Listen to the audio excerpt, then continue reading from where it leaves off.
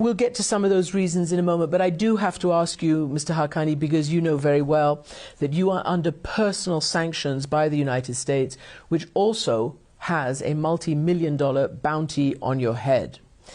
This is what a top Western official told me just before I got here.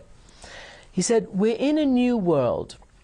The guy, that's you, has a huge amount of American blood on his hands. He's got, in the Taliban, the tightest ties to extremist movements. He was also one of the first to put women back to work in his ministry. We have seen his ministry take promising steps to contain terrorism. To call it a paradox is an understatement. This is not just my opinion, it's the opinion of every single envoy who works on these issues. So on the one hand, they believe you're a terrorist. I'm sorry to say, that's they who say that. On the other hand, they think they can work with you. What do you say to that?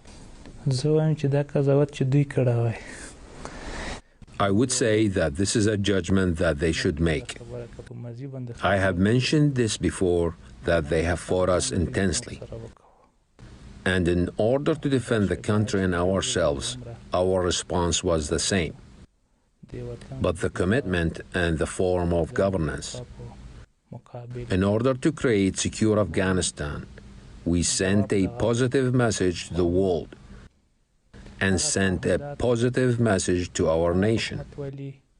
While the previous situation had concealed our real picture. And currently, praise God, under the conditions of freedom, our conduct is being revealed gradually to the international community. And also, this is being revealed to certain circles within the country who are thinking negatively about us.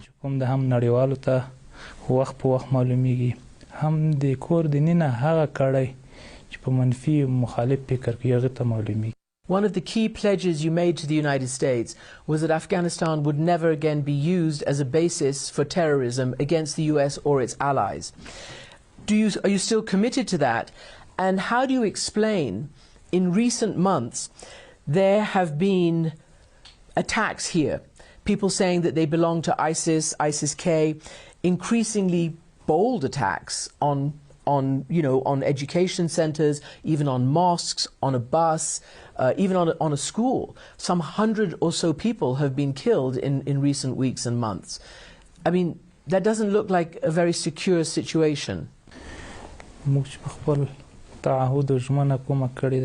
The commitments that we have made, if you think about it, during the 14 months after Doha, even though there were a large number of transgressions continuing from the opposing side against us, our leadership was making recommendations to us repeatedly that we should stick to our commitment, as well as the fact that until the liberation of Kabul, we were making effort to uphold our commitment and come to power through peaceful means.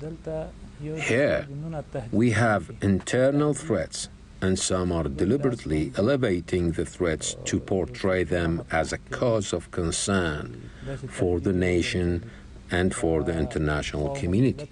There can be threats to the rest of the world that are orchestrated by a government, but we would like to strongly reassure the rest of the world that our land will not be used as a threat to anyone.